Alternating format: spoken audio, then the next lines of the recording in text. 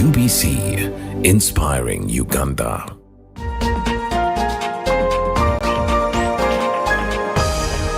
Up next on UBC, brought to you by Airtel. Download Airtel TV to watch and support Ugandan talent on The Voice Africa every Sunday at 8 p.m.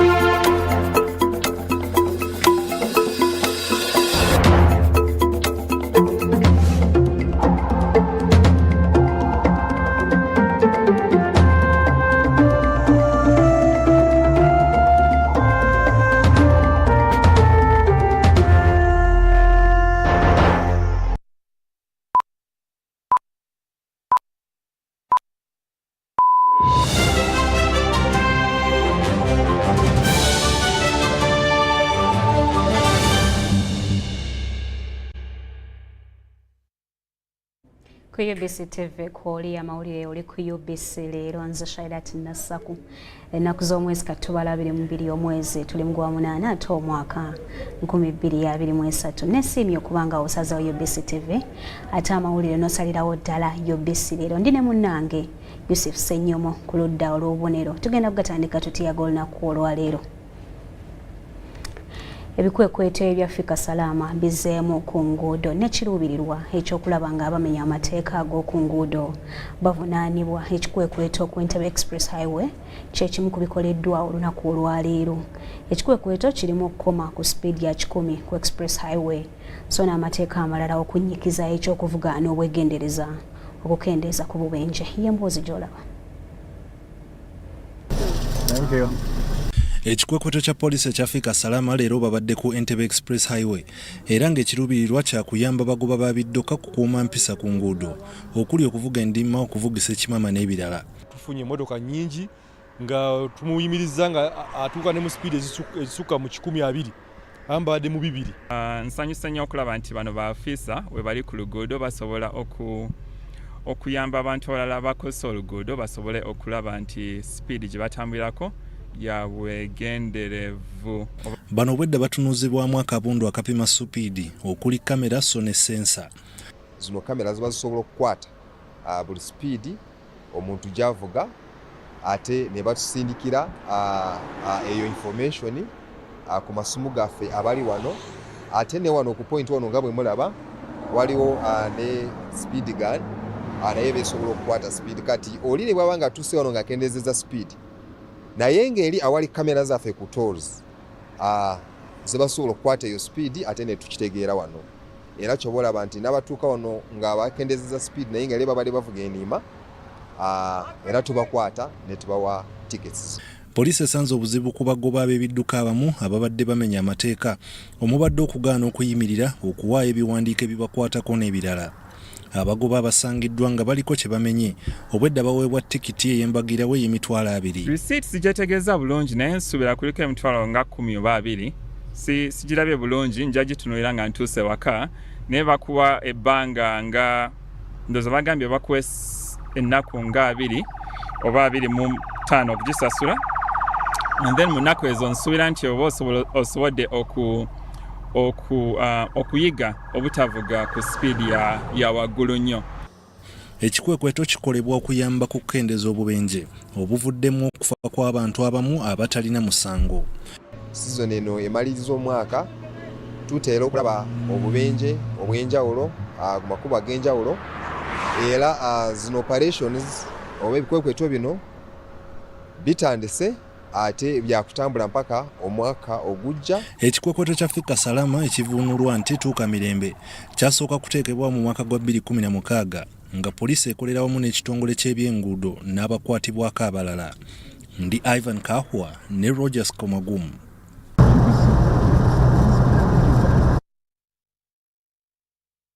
Bannaffe ye minisita w'ensonga z'omunda mu ggwanga General Kahinda Otafiire yeesamudde ebyokubaako ky'amanyi ku kampuni gavumenti gy'erowooza okupatanawo okukola namba plate eza digital. Otafiire mu kakiiko waka paalamenti akalondoola eby'entambula yeewuunyisizza bw'akabatemye nti kampuni ya Russia ya Joint Stock Global Security talina kyagimanyiiko abagiddukanya tabalabangako yadde okwogerako nabo. Abadde agenze mu kakiiko okubaako by'annyonnyola mu kunoonyereza kwe baliko nga kampuni eno tennaweebwa mulimu. General Kahinda Otafiire minisita w'ensonga z'omunda mu ggwanga alabiseeko mu kakiiko ka paalamenti akalondoola eby'entambula ku nsonga ya kampuni eyagala okupatana omulimu gw'okukolera eggwanga namba plate za mmotoka eza digito ezirimu n'obuuma obuzanguyizaako okulondoolwa. One, about your involvement, your role. Otafiire agambye nti enteekateeka ey'okuleeta namba plate eziri digito tagimanyiiko ng'era naye yagitegeerera ku balala. I got to know about this project other than from the press was when Mr. Wavamuno wrote to me complaining about the shutdown of his business. Abaka babuuzizza minisita kiki ky'amanyi ku kampuni y'aba Russia eya Joint Stock Global Security eno ani ali emabega waayo n'awa we batuuse mu nteekateeka eno wabula n'abeesambira ddala. Kino kitabudde ababaka ne beewuunya lwaki ensonga ng'eno erimu n'ebyokwerinda by'eggwanga minisita w'ensonga z'omunda mu ggwanga tagimanyiiko kyokka n'abaanukulanga bw'atali Katonda nti kubanga n'ebbaluwa ze yawandiikira omukulembeze w'eggwanga ku nsonga eno tamanyi oba zaatuuka oba nedda kubanga tayanukulwanga. I called the permanent secretary and the permanent secretary told me he didn't have anything. He didn't know anything about the project. So I wrote to the president. Yadde mu kusooka waliwo abaagenda mu kakiiko ne bakakasa nga bwe bagenda e Russia okunoonyereza ku buvo bwa kampuni ya Joint Stock Global Security mbu ne bakakasa nti gyeri ekola wabula ate waliwo n'amawulire agakakasa nti kampuni tebeerangayokko yadde eggwanga eddala lyonna. Mu baasooka okugenda baakoma Dubai ne bajingirira alipoota era bakabaagala bonna bakwatibwe olw'okulya enguzi n'okuwuddiisa eggwanga. What I want to tell you, Chair, due diligence was not done in Russia. A group of people just went to Dubai. So we want to know these people who went and did due diligence, who are they? Minisita Otafiire era agamba nti abakulu mu poliisi baamusaba dda akole buli ekisoboka okulemesa kampuni eno kuba ya kifere nga baatuuka n'okulondoola kamera z'eggwanga ez'oku nguudo nga tebafunye lukusa kuva mu gavumenti ne Hawaii. Wano minisita naye asabye akakiiko kano okukola okunoonyereza okumala ku vulugu ono era yeeyamye okubawa buli bujulizi bwe beetaaga. That the Russians are hacking into our system is what the police reported to me. They said these fellows came with computers and they wanted to enter our system and there was resistance from the police.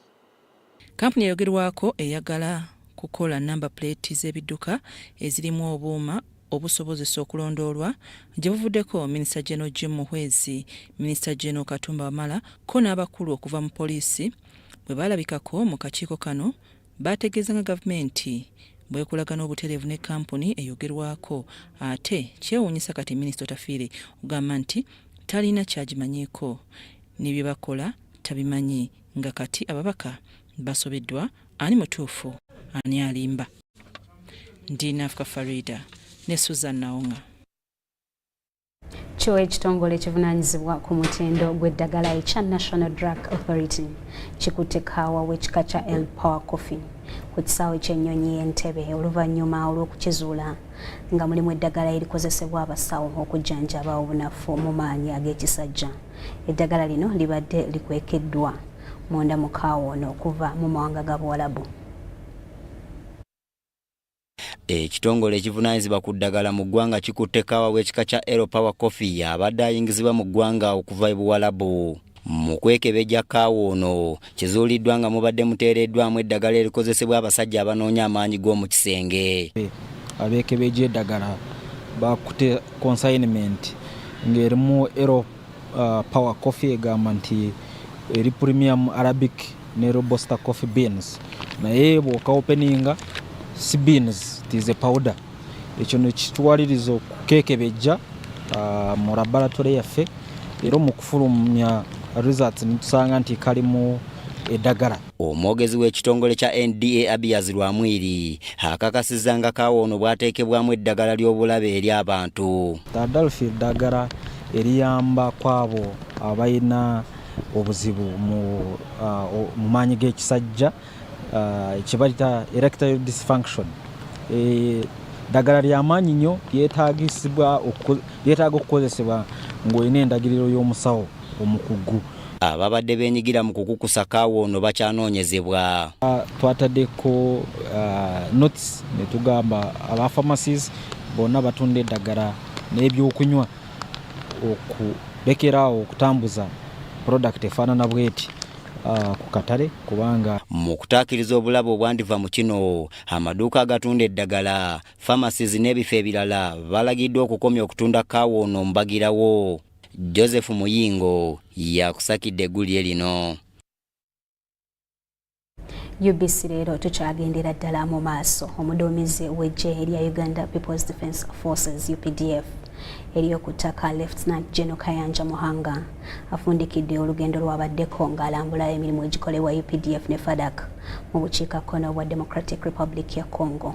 Kayanja amaze ennaku ng'alambula sekita z'amagye wamu n'okwogerezeganyaamu ne bakamanda ba sekita 3 ezikola ekikwekweto Shuja.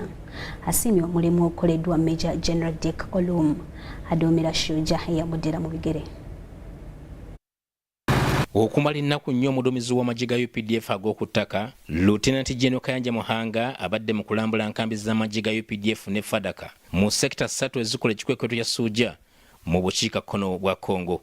Ng'aliwo n'omuduumizi w'ekikwekweto kya Shuja Major General Dick Olum. General Kayanja asinkanye bakkamanda okwongera okutema empenda ez'okulwanyisa omulabe mu sekita 3 Kayinama, Boga, Mukakati ne Kaluluma mu ssaza lya Ituri ne Kivu. Ensisinkano eno yeetabiddwamu baofiisa ba UPDF ne FADAK ab'amadaala ag'enjawulo. Lieutenant General Kayanja Muhanga asiimye ebikwekweto bya Shuja ebisobodde okulemesa abayeekera ba ADF okuwamba abaana abato okubayingiza mu buyeekera okutendeka wamu n'okufuna emmere. Amasomero gaagulwawo, health centers bazigulawo, amakubo gakolebwa.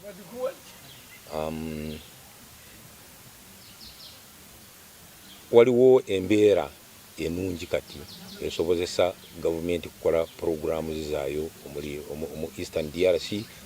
The joint forces was operating. Omuduumizi w'ekikwekweto kya Shuja Major General Dick Olum ategeezezza nga kati ADF weddemu amaanyi n'awera nga batajja kuwummuza mundu okutuusa nga embeera ezze mu nteeko. Tulowooza nti UPDF wetuuse awamu ne FRDC tulina omulimu gw'amaanyi nnyo gwe twakakola okulaba nti bano abayeekera bakola ekyo kibi mu kuta abaana baffe nga tulaba nti tulina okulaba nti tubakolako bulungi nnyo era tubakozeko bulungi nnyo. So tulowooza embeera simbi mu kiseera kitono nnyo tujja kuba tulina we tutuuse tutegeeze eggwanga nti ADF either tugimaliriza oba tusigaza awantu otono okulaba nti ADF eweddewo. Naye nga kyenjagala kubulira Bannayuganda n'abantu bonna mu nsi yonna nti ADF we tutuuse amaanyi gabaweddemu. Kati amagye ga UPDF ne FADAK bafeffetta buli wasuubira okubeera empulunguse za ADF nga beesigama ku mawulire agava mu bantu ba bulijjo.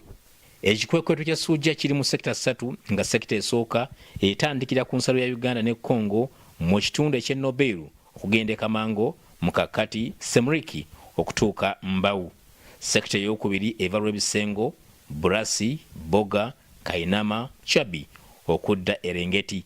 So nga sekita ey'okusatu etandikira Kasindi, Butembo, Kaluluma, Mwalika okutuuka mu kitundu eky'e Beni. Nze Haruna Muteesasira munda mu ggwanga erya Congo. Webale nnyo Haruna Mutesasira. Kakati Makerere University College of Health Science begasse mu kampeni y'okufaayo okulaba nga abalwadde bakafuba bafuna obujjanjabi obumala n'okujjanjabibwa ne bawona, so n'okulaba ng'abatamulina tebakwatibwa ku bantu 9,000 abasangibwamu obulwadde bwa TB mu Uganda buli mwaka. Obulwadde bukyali bwa bulabe nnyo nga busaanye okutangirwa amangu kubanga bwe bujjanjabibwa mu butuufu buwonera ddala. Baniira baagala obulwadde bw'akafuba bukwatirwe wamu n'endwadde endala kubanga ezimu zikwatagana. Yemboozi gy'olaba. Tugezaako okulaba bwe tutuusa abantu gye babeera okulaba nti tebabeera kubanga ekyasinga okuleetera abantu okusasanya ensimbi zaabwe nga banoonya buweereza kyali ku transport ye bateekamu oba obyentambula. Kati awo tugezaawo okulaba nti obujjanjabi bwaffe tubutuukiriza eri abantu gye babeera okulaba nti ekyo at least tukikendeeza abantu tebasaasaanya ensimbi ziwera okunoonya obuweereza buno. Bw'otunuulira information gye tulina mu ggwanga kitegeeza abantu kaŋŋambe nga 4 ku buli 10 abalina TB be balina HIV. Abasinga obungi tebalina HIV. Naye olw'okuba nti nno abantu bayinza okuba tebamanyi nnyo obulwadde bwa TB enjawulo yaabo n'obwa HIV, kibaleetera okulowooza nti abantu abamu abalina TB bonna abalina TB balina HIV.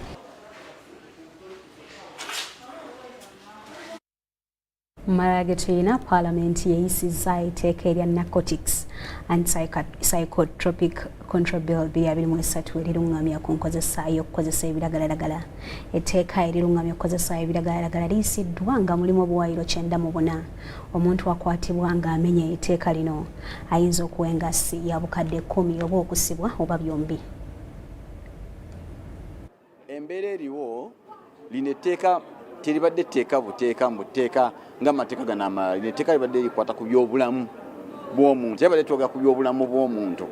Bw'otandika okudisikasinga ssente ku byobulamu bw'omuntu ng'ate tumanyi ssente ekoze kinene nnyo okwongeza obulamu bw'abantu okuddirira wansi, then oba tolina kyokoonyeeko. Abantu b'e Butambala tubaagala nnyo, balima mayirungi, badde tubasaba batandika okulima ku mmwanyi. Bali tubasaba batandika okulima ku muceere. Ukraine balima muceere, Russia balima muceere, sente wezi bagagga. Saudi Arabia teriyo enjaga oba mayirungi eriyo, bagagga bazibu nnyo. Nedda vayo gende China, China tebalima mayirungi, tebalima njaga, nebe bagagga abasinga. Exception eriwo okulima mayirungi balina okuba nga bakodde licenses. N'enjaga okulima enjaga oyinza olima enjaga negenda bakuwa licenses mu controlled environment. Lwakubanga tumanyi bulungi mbu enjaga abazungu bagijjamu ate eddagala. Ne si eno enjaga yaffe eno, enjaga gye bagamba okulima si eno gy'ogenda okkeera olime manju w'ennyumba yo, olina ogirima mu greenhouse. Funye njaga otega ekintu ekibadde kisinga okubuzaabuza abantu. Era kibadde kyansonyi nnyo mbu dokita mulamba munnange tukola naye avudde n'avaayo. Kampu ey'okusomesa byonna bye bimu. Enjaga ina cannabinoids ne mayirungi ina cannabinoids ne potensi ye yawukanamu. Ekitegeeza akozesa mayirungi akwate ekkubo lyerimu ng'omuntu akozesa enjaga, naye amaanyi gaabwo wewali enjawukana. Ekitegeeza olunaku olunaakeera ng'onaakozesa mayirungi ayisiddwa bubi nnyo, afiiriddwa maama we, bamugobye ku mulimu, talina kaalya, agenda kuva ku mayirungi afune ekkubo eddene eryenjaga kyetutageta drug. Kino abagagga ennyo bakyagala dda, naddala abo abaagala okwezza akatale ak'okulima ebintu bino, kubanga kye bagenda okukola, minisita agenda kuteekawo omutemwa gw'ensimbi empitirivu okukkirizibwa okulima amayirungi. Wakati bategedde nti galiko akatale mu bitundu ebyenjawulo wano mu Uganda, ate era n'abalimi babadde bafunira ddala ssente nnyingi. Kati waliwo abagagga abaagala okwezza akatale ako, era ogenda laba ng'omutemwa gwe bataddewo okufuna layisinsi esobola okulima amayirungi mu Uganda nga gulemeseza ddala abalimi baffe bano aba bulijjo aba wansi. Ffe ku lwaffe kye tubali tulowooza nti ekimu ku bintu ebiyinza okuba nga bisobola okusalirwa amagezi Parliament. Naye batuwangudde, tetulina kyakukola, tujja kugenda n'ekyo kubanga kye kyatuleeta mu Parliament kuteesaganya ne bannaffe. Ekiragiro kino kye tutaddeko kiina provisions nyingi ezogera ku okulima okutunda n'okutransportinga n'okudelivery buli kimu ekiri kati tujja kuteekako embeera nti tunyonyora abantu amateeka gano kyegategeeza kwegamba tujja kusensitizinga abantu bategeere kiki kyegategeeza kubanga wajja kubaawo embeera gye bateekawo regulations omanyi buli mateeka gabeera ne regulations kati oluvannyuma lwakino bagenda kuteekako regulations eziregulatinga okulima okutunda n'okutransportinga those products, those plants. UBC Leero tuwumulamu katono nnyo tukomawo.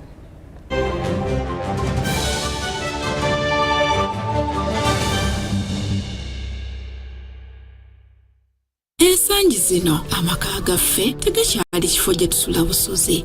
Waafuuka ekifo we tukolera enkiiko z'emirimu, we tusomera, we twenywereza mu byokwerinda, era we tusanyukira.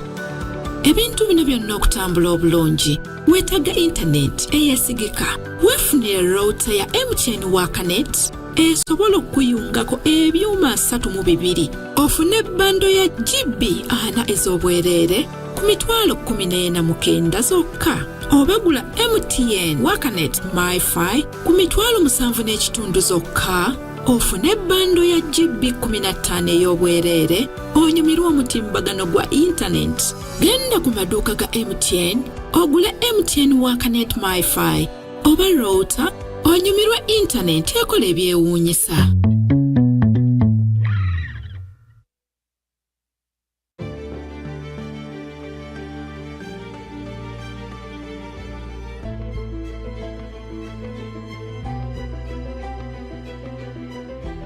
Uganda's oil and gas projects are providing opportunities for Ugandan businesses.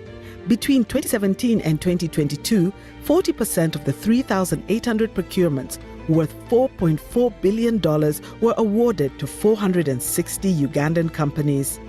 This includes 41 community-based companies that have been awarded contracts worth $2.3 million. In order to be contracted to supply goods and services for oil activities in Uganda, entities must register on the National Suppliers Database.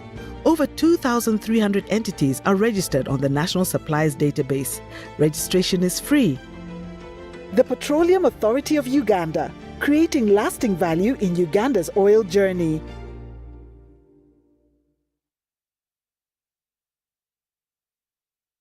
Introducing the Infinix Note 30 series in partnership with Airtel Uganda, a smartphone where style meets functionality. Take charge of the day with special features like the 108MP triple camera and 68 watts first charge, and the best part is you can use this phone to charge other phones. You also will enjoy free 3GB from Airtel every month for 3 months on each new device purchased. Dial *100#, select data and devices to get your free data. The Infinix Note 30 series Spark, a connection in partnership with Airtel, a reason to imagine.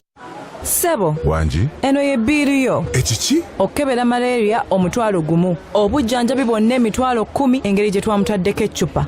Musawo tosobola kunsalirako nga sinaleeta mukyala wange wano ssente zonna nazikozesa mugula eddagala mu zifamasi n'ebihabu ebitaakoze. Naye mukulu gavumenti yagaba obutimba bw'ensiri gwabo mu makaago tebabusulamu.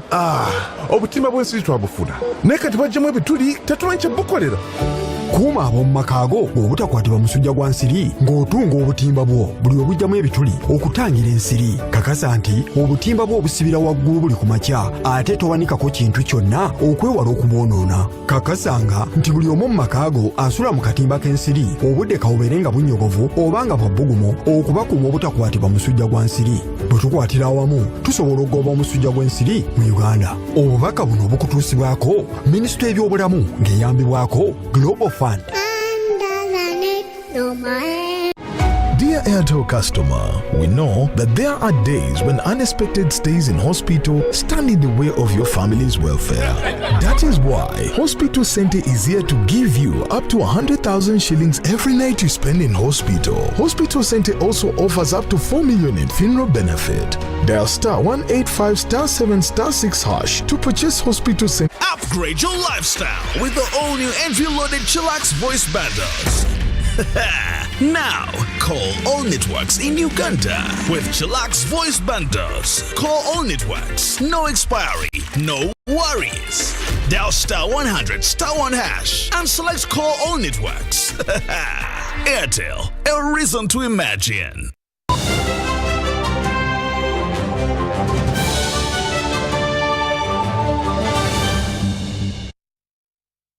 Kukulisaayo mkuumulamu okuwate n'ekwaniriza mu kitundu kyaffe ekyokubiri eky'amawulire gaffe aga Ubc Leero. Tweyongeddeyo n'abakulembeze ba Forum for Democratic Change abakalondebwa mu Kampala bawambye ofiisi za FDC mu Kampala ezisangibwa ku City House. Kino kitataganyiza okwogerako ne bannamawulire okubadde kutegekeddwa bannakibiina ab'ekiwayi ekirala. Omumyuka wa ssaabawandiisi wa FDC Harold Kaija ategeezezza nga bwe bajja okugenda mu maaso n'okwogeraganya ne bannamawulire yadde bawambiddwa. Abawambye ofiisi bagamba nti bano babadde baagala kukozesa ofiisi ya kibiina okusiiga ekibiina enziro.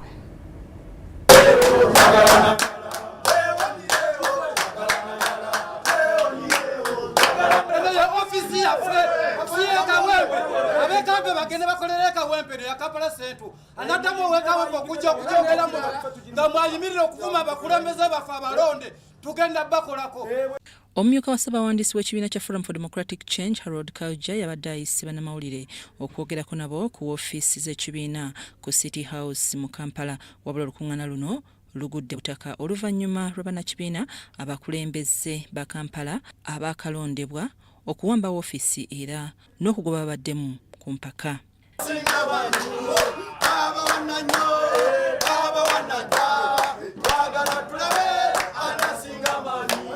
Ye yawamba ekitebe kya Najjanankumbi yeeriyo ebbanga lyonna. Kakati ezze na wano okuwamba abantu aboogerera abantu. Omwangambye batuwadde miliyoni 2 okujja obalumba bazze abantu nga 8 okulumba ofiisi bagiwambe ofiisi temuli kirimu. Bannamawulire mu kavuyo kano nabo tebataliziddwa anti abawambye babadde babalemesa okufuna obubaka abayise okubadde Kaija ne banne bwe babadde babategekedde. Ekibinja ekirumbye okuwamba ofiisi kibadde kikulemberwa akulira eby'obutebenkevu mu FDC eyakalondebwa ayogeddeko eri bannamawulire oluvannyuma. Security Kampala Central kuva ne kati ntekinze over yamanyi nti bamulonda ng'oba wakanya mu kalulu yajanzije muki mu ofiisi. Moses Matovu yeyita sawa abadde ne budred yeyitambuye wa security. Dala FDC bekyaliwo okulonda abantu ng'abo nti wa security. Ssentebe wa FDC mu Kampala eyakalondebwa Farouk Minawa agamba nti beetegefu okukolagana na buli munnakibiina okuzimba obumu n'enkolagana olw'okutwala ekibiina mu maaso. Tuzze wano okulaba nga tweddiza ofiisi za Kampala. Eno ye ofiisi ya Kampala wano we walina okubeera entebe yange we nina okutuula. Era nsuubira tugenda kubeera tukolagana na buli muntu. Kyensaba bajje tukolere wamu ebyentalo tubijjeko. Kampala Central yaffe ffenna tukole ate ekyokuvuma nga bakulembeze nga tuzimbira ku propaganda tetugenda kikiriza ku bano lwaleero. Tetugenda kukiriza wano mu ofiisi ya Kampala Central okuwaayiriza abakulembeze. Ekyo abalala aboogerera Honorable Nandala Mafabi nga bagamba nti obululu twabubba ebyo byonna bya bulimba banoonya bifo baagala ave mu ofiisi nga tebalonze. Leki tuyagalyeko mu pati yawe tetugenda kukiza FDC kusaanawo. FDC si ya wano mu Central Region. FDC eri national. Akakundi akali mukulana obukulembeze kona kawano. Mpulidde nka bannamule baga nti babagambye be bakulembeze abalondeddwa. Ekisookera ddala nti obukulembeze ekintu kyokola kiri mu mateeka. Ali Kabulu simanyi ne Minawa nti be ba chairman tebamanyikiddwa tosobola na babuuza nti constitution objectives ze FDC kyekitema kyebamanyi. Abakalondebwa basuubiza okuddaabiriza n'okuzza obuggya woofiisi yaabwe era nga batandise n'akuggyako bipande by'abantu abalala abaali baatimbibwa mu woofiisi.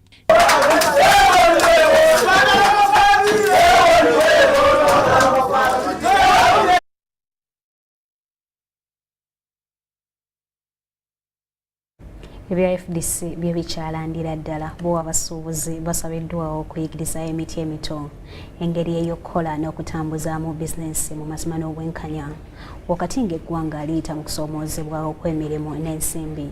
Bino Katikkiro wa Buganda Charles Peter Mayiga abyogeredde mu Bulange e Mengo ng'atikkula oluwalo oluleeteddwa abasuubuzi ab'omu kikoobo.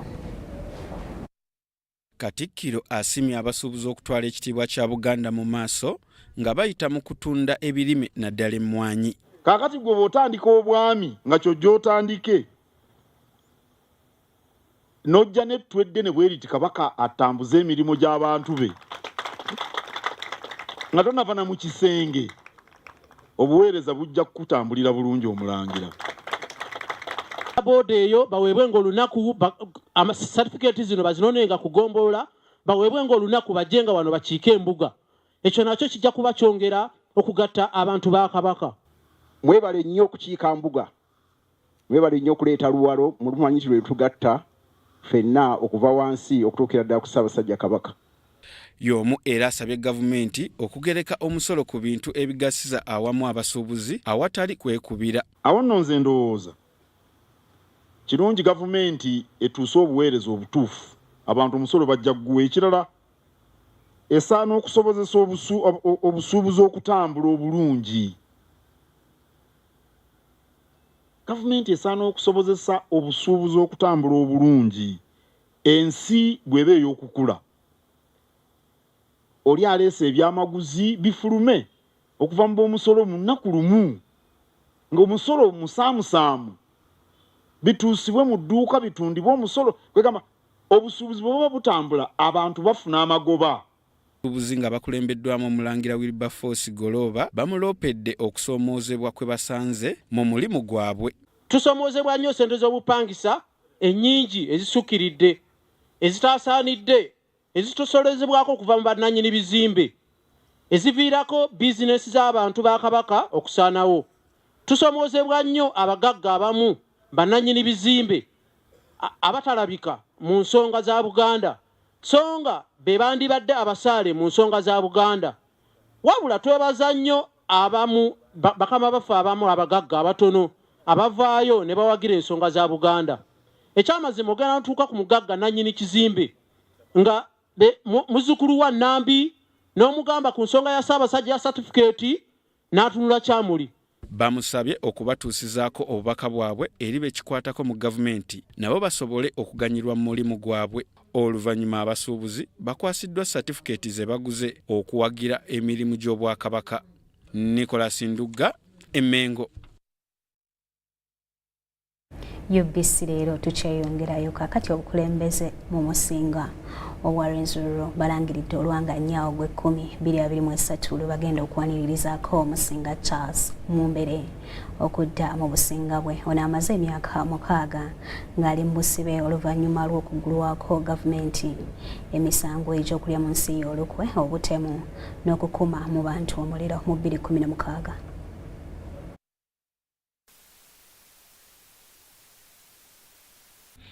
Akakiiko akateekateeka emikolo gy'okwaniriza omusinga wa Rwenzururu Charles Wesley Mumbere okudda mu businga e Kasese bali mu keetalo.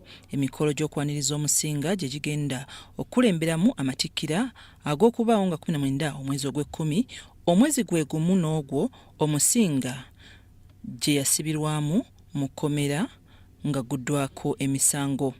Emisango egyamuggulwako kwaliko okulya mu nsi y'olukwe obutemu okwekobaana okutemula n'emirala nga gyonna oluvannyuma gyamugibwako oluvannyuma lw'emyaka 6.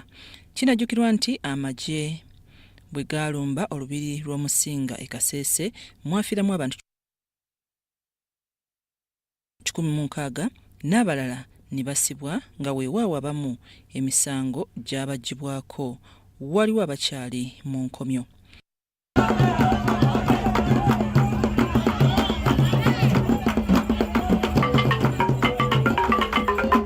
Ssentebe w'akakiiko akateesiteesi agambye nti kigenda kubeera kijjobi.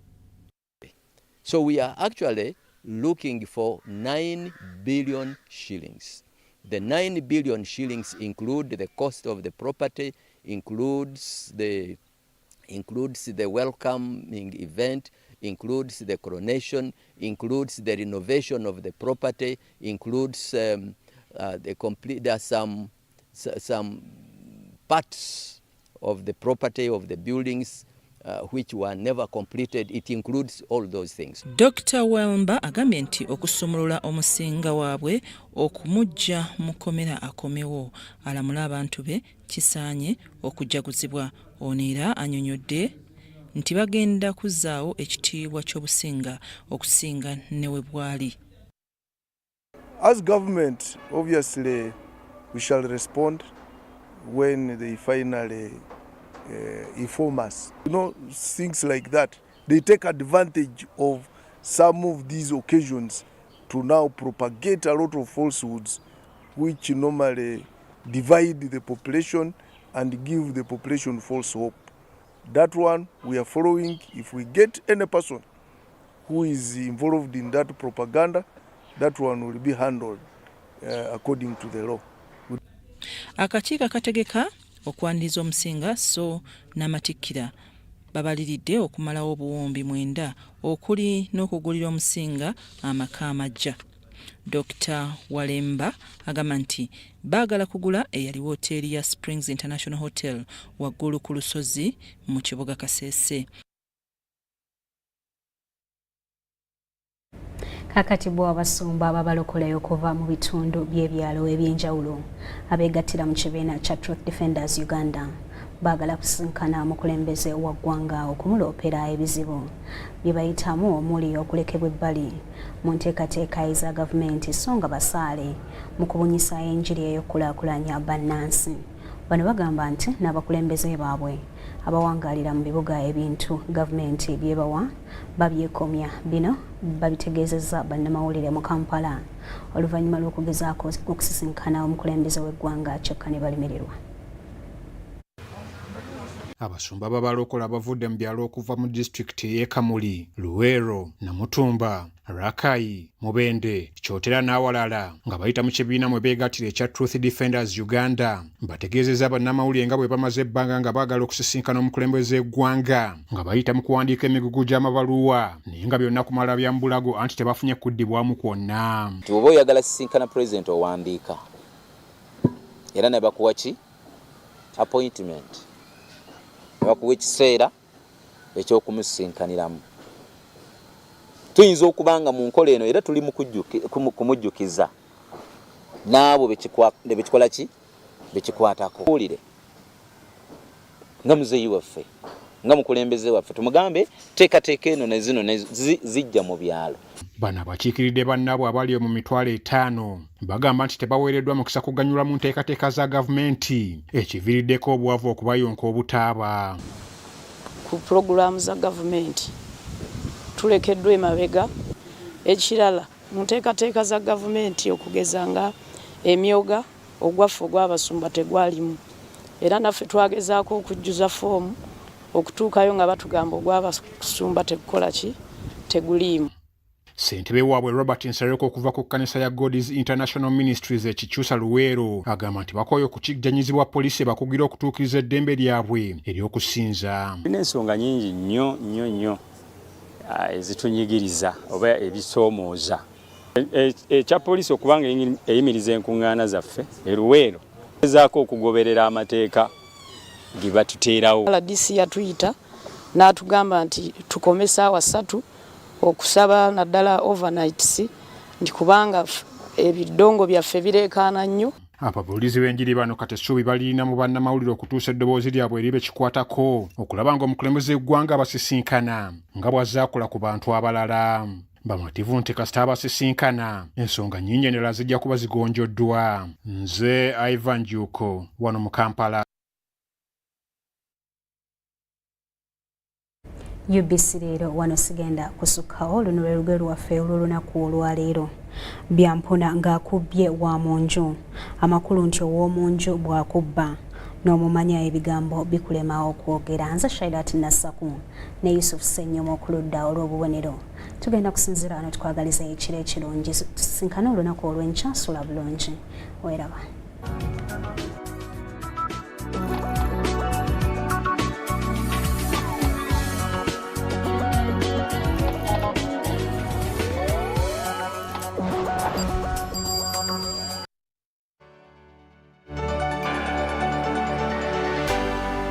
UBC, inspiring Uganda.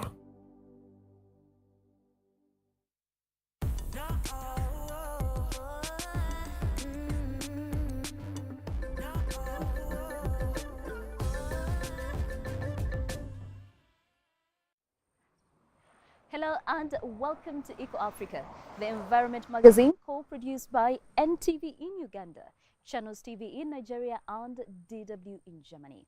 I am Sandra Twinoblia, and with me today, as always, is my co-presenter, Chris. Hey, Chris, how are you today? Just fine, Sandra. Thank you so very much. And a warm welcome to all our viewers out there. We have a lot in store for you on today's program, so let's take a quick look at what we have coming up. In Nigeria, we'll meet a young activist campaigning for the environment. And in Rwanda, we'll learn how depleted farmland can be restored. According to a recent UN report, climate change is having a growing impact on the African continent, hitting the most vulnerable the hardest. Science-based climate information can help build resilience, a cornerstone of climate change adaptation. That enables people in the villages and communities to understand what climate change is, and at the same time to do something about it. The Gambia Environmental Monitoring Systems Science Project in West Africa is also trying to involve the local population in the process.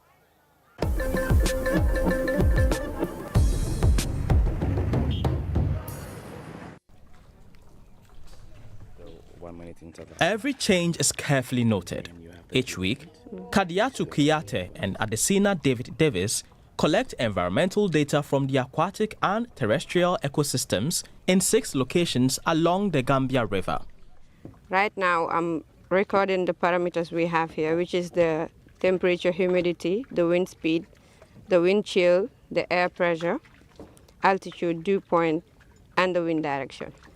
The effects of climate change are causing hardship for many who live near the river. For centuries, they have subsisted on small-scale fishing and farming. Mangroves, which filter salt out of the water, made that possible. But due to the rising sea level and extensive droughts, the river's salt content got so high it killed many trees. That's been disastrous for farmers like Fatumata Barrow. We used to harvest rice here, but now the yield is low. When the mangroves were healthy, there were no problems, but they are now dead and our crops are not doing well. Not a lot of research has been done on biodiversity and the environment in the Gambia. So that makes predicting the impact climate change might have on local ecosystems more difficult. That inspired 10 young scientists to launch the GEMS initiative. GEMS is an acronym for Gambia Environmental Monitoring Systems Project, and it is a research project whereby we're collecting environmental data along the River Gambia to understand the seasonal and yearly fluctuations happening. But the waterway is almost 1,200 kilometers long, so the institute relies on the support of community-based groups and locals like CD Double. A journalist by trade, Double works as a citizen scientist 20 kilometers from the capital, Banjul. My role as a citizen data collector is to collect data and then send to them every week, and also train some students along with me to also they can know how to collect data. I decided to participate in this project because if you look at this area, you will see that it's already dead. Here in the Lower River Division, the dieback is extensive. Mangrove stumps dot an otherwise empty landscape, leaving the coastline exposed. It's no longer possible to maintain fields through tidal irrigation from the river. The loss of the mangroves also means a loss of habitat and breeding ground for fish and other aquatic life. The freshwater fish have moved further upstream. With the help of international NGOs and volunteers, Ansumana Dabo hopes to restore the mangrove forests, but with a different, more robust variety. Thanks to the data we collect with the Grace Institute, we have been able to know the salinity level of the water. And secondly, we have been able to identify the species of mangrove we have within our ecosystem.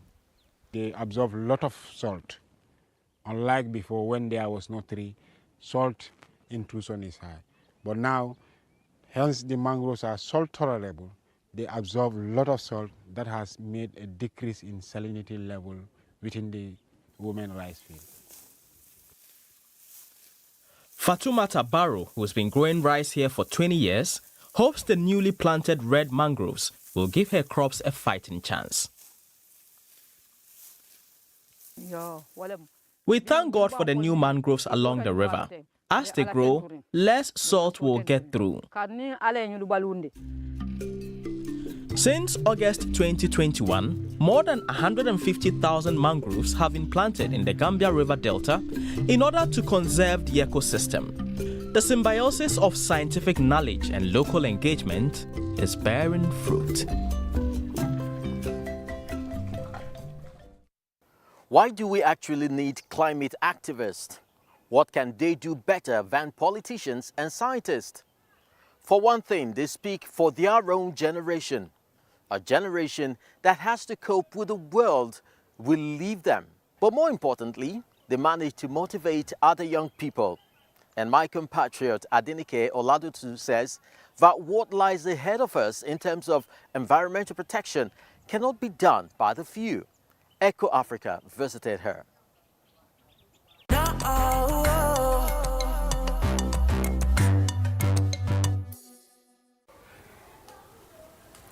My name is Oladosu Adenike. I'm an eco-feminist, climate justice activist, and an eco reporter.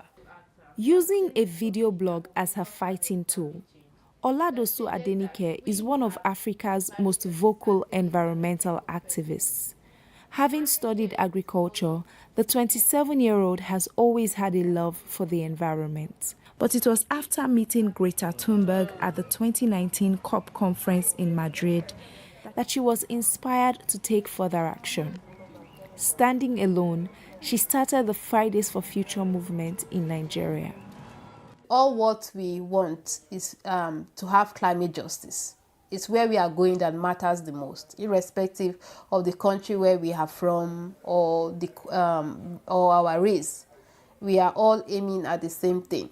1 year into protesting every Friday and giving talks, Oladosu realized that there was a lack of knowledge about climate change on the continent.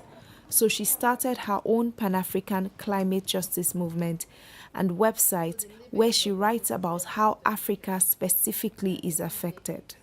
Just like the clashes between the farmers and herdsmen, the survival issue for resource control, the shrinking Lake Chad, and every other crisis happening within Africa that goes unheard. Let people get to understand that we have a problem in our society and we need to solve those problems right now. As an eco-feminist, Oladosu's work also focuses on how environmental rights are connected with women's rights. She regularly visits female farmers to teach them how to care for their environment and adapt better to the changes. Her greatest passion is inspiring children and getting them involved in climate activism. At schools, she teaches about recycling and planting trees. After listening to her, and I know the importance of planting of trees.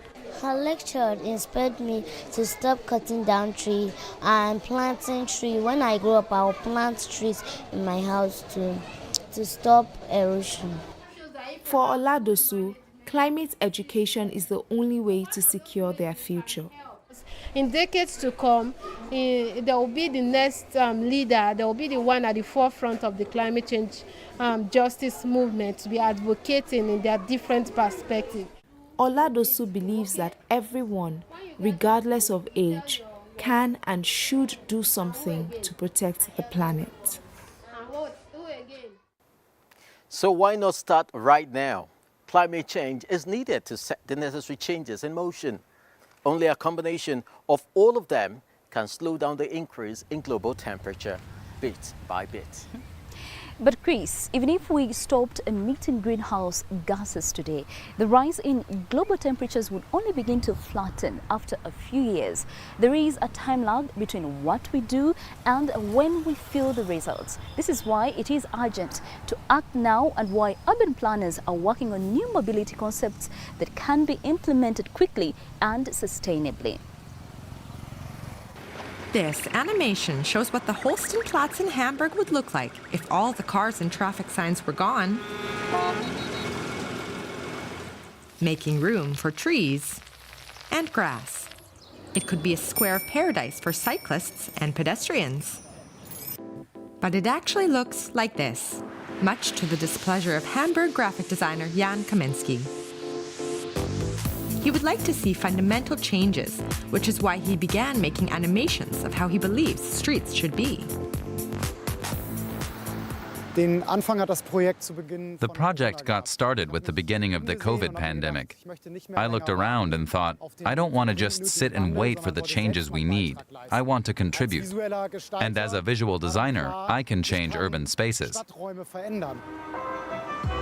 Jan Kaminsky thinks gray streets and dreary squares should be transformed around the world. Or at least in animations to start, like here in New York City, and in Belgium's capital, Brussels, and Germany's capital, Berlin. The graphic designer launched social media accounts under the name Utopia for bicyclists. We need more space for bikes and more bicycles so that their genius can take effect. Their low emissions take up little space compared to other modes of transportation and can be used for many things. Jan Kaminsky's vision is already reality in Germany's neighbor, the Netherlands. For example, in the country's fourth largest city, Utrecht, where 125,000 people cycle daily, whatever the weather. That's more than a third of the city's population.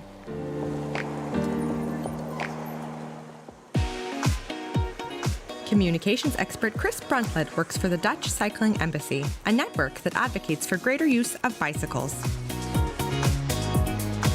He spends much of his time on the Breitenberg, the most heavily traveled bicycle path in the Netherlands.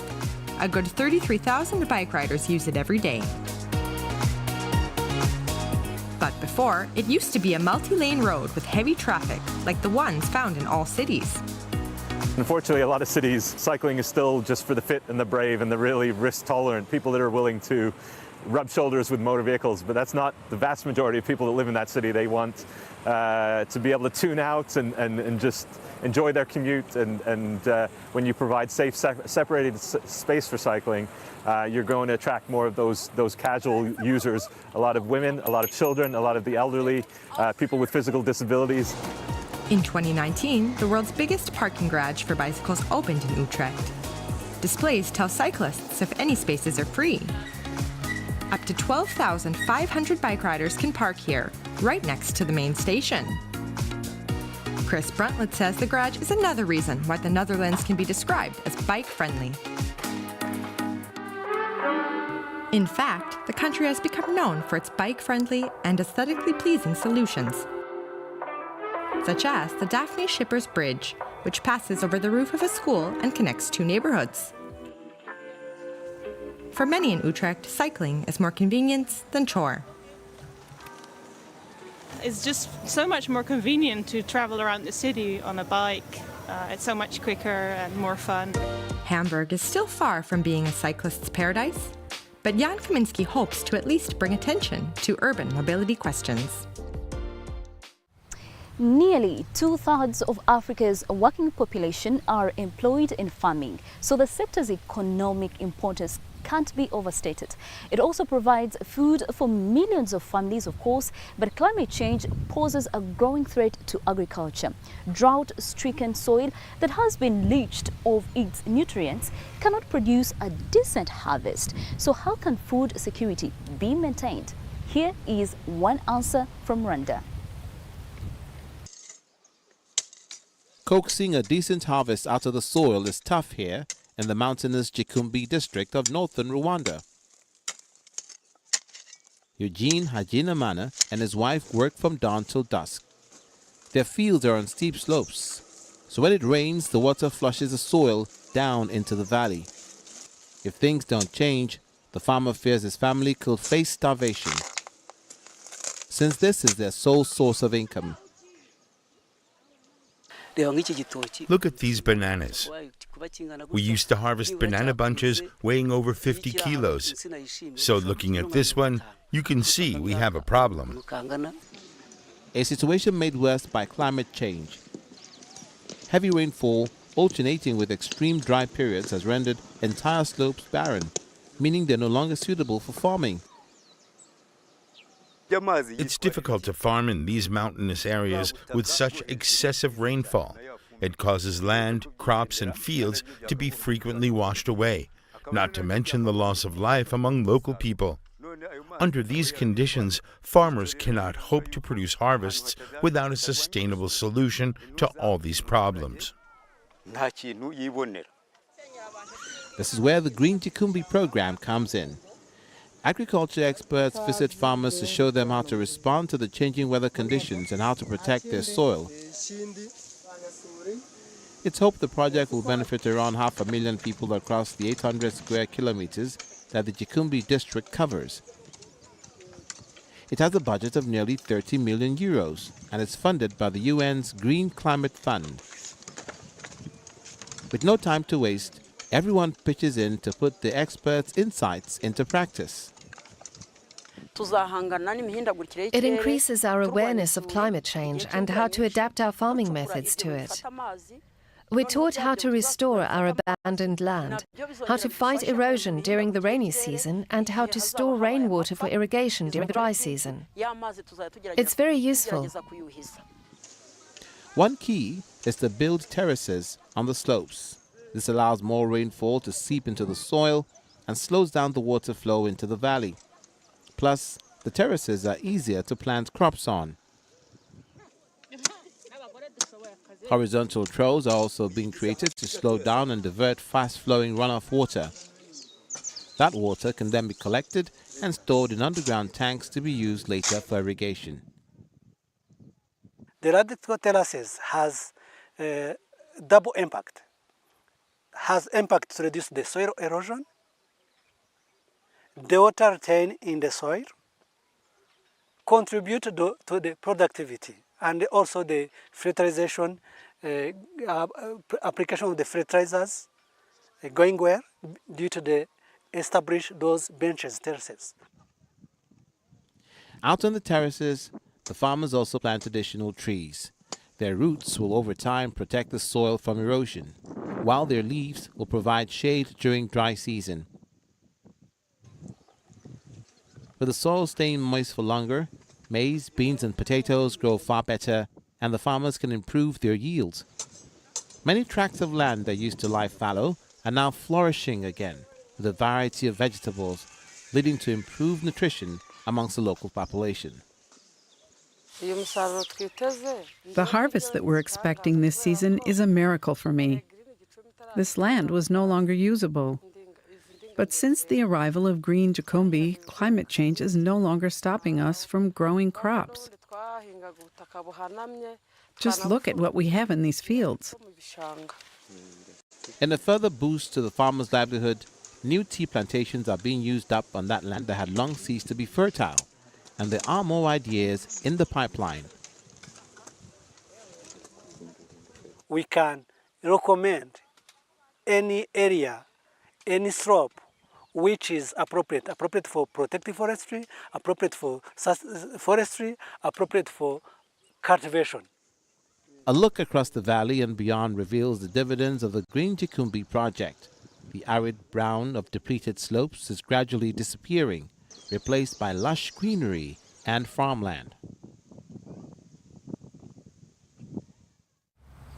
Some depend on healthy soil, others depend on an intact marine ecosystem. But there is only a limited amount of fish in our oceans, and those resources are being depleted quickly. That's right, Sandra. According to the WWF, systematic overfishing and illegal fishing of valuable fish stocks is to blame for the destruction of many marine ecosystems. With the help of digital technology, a project on South Africa's Cape wants to end the suffering of local fishermen there. 5:30 in the morning at the port of Cape Town. While most of the city still sleeps, skipper Jeffrey Fraser and his crew prepare to put out to sea. The 10-member crew are going handline fishing for Cape Bream. They're hoping for a good catch today. Totally depends on the weather outside. And also the patience of the skipper.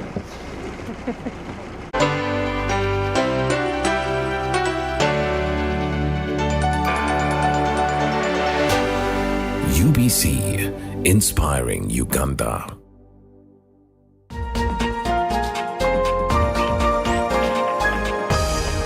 Up next on UBC, brought to you by Airtel. Download Airtel TV to watch and support Ugandan talent on The Voice Africa every Sunday at 8 p.m.